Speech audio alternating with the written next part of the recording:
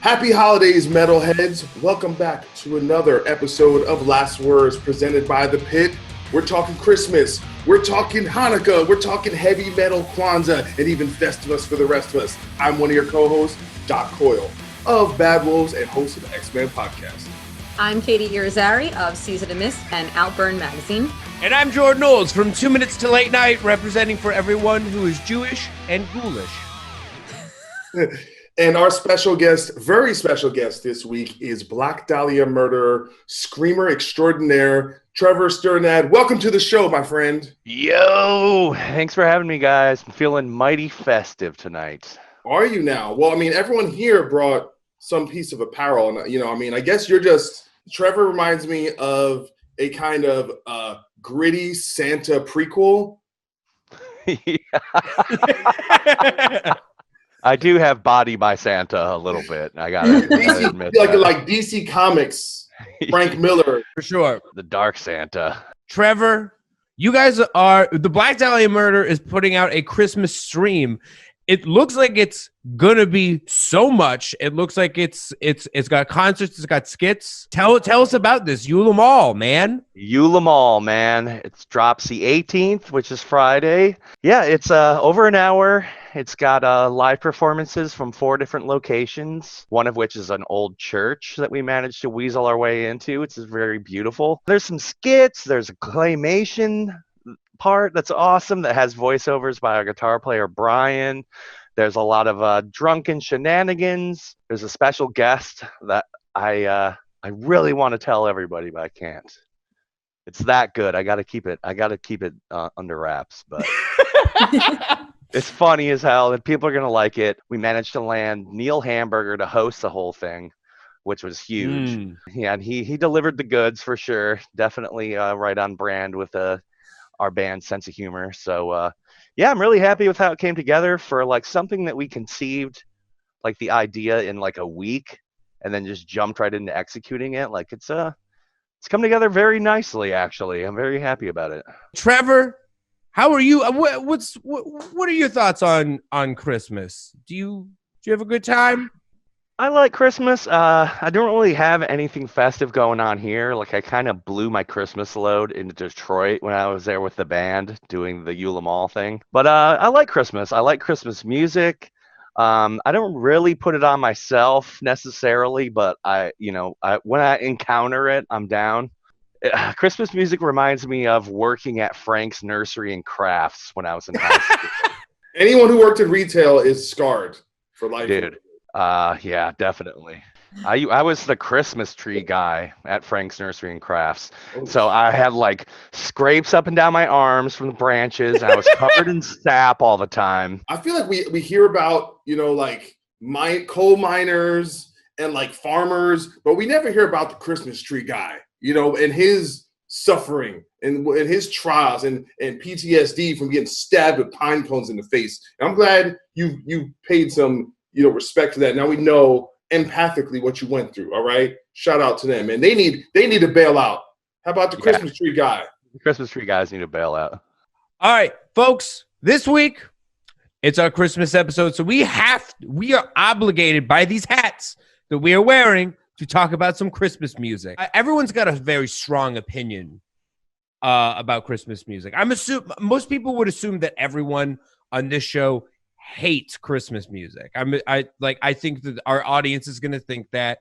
Today, we're going to discuss one way or the other what we think is the most metal Christmas album that exists. That's what the discussion is.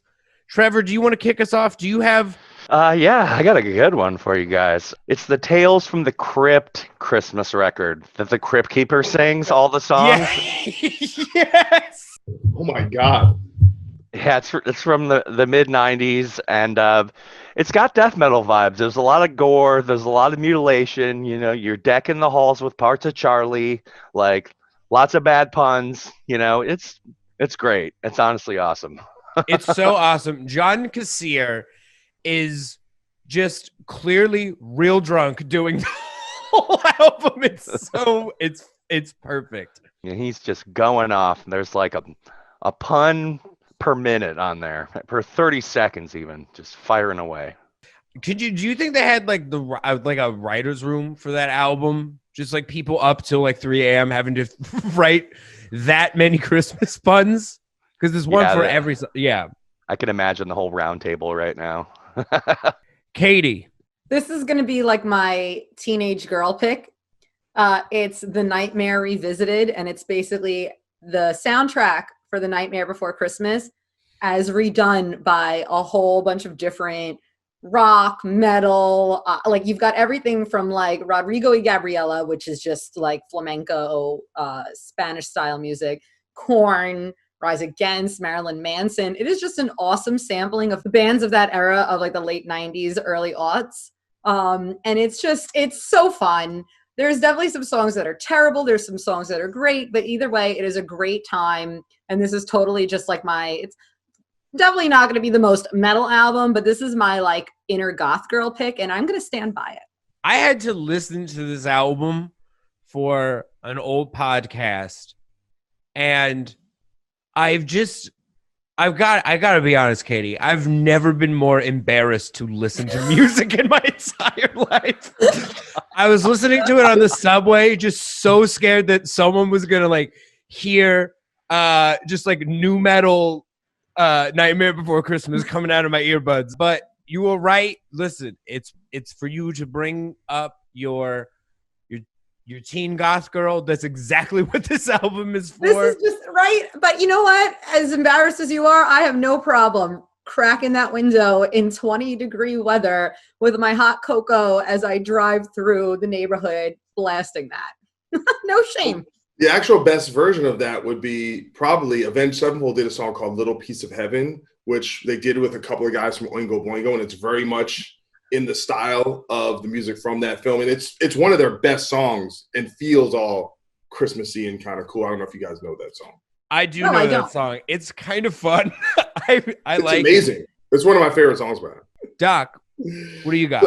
So I could go two ways here. I could lie and just pick like a random Trans-Siberian Orchestra record and be like, this is my favorite metal Christmas record. But the truth is, I love Christmas music. I really do, but I don't really care about Christmas albums. Like, I don't want to hear one artist doing a bunch of Christmas songs. I just love the amalgamum of everything as a big thing. I could put on any playlist of Christmas songs that are fairly popular, and I'm pretty happy. But the real, so that's the lie. The truth is, the only Christmas album I really love, so by de facto it has to be the most metal, is the Charlie Brown Christmas soundtrack. But here's the thing, it's a jazz record, and jazz is kind of like, they were the metalheads of their day, right? It was like musicians kind of aping other musicians and just like sitting around doing like heroin in somewhere in Brooklyn in like the 50s. I mean, that's pretty they were the elitist of their day. That's about as good as it gets for me. I like Christmas music too, man. The Charlie Brown Christmas album rules. It's just not, it's... I listen to it all year round. I don't just wait till Christmas, all right? Like you people. Doc's watching Charlie Brown all this.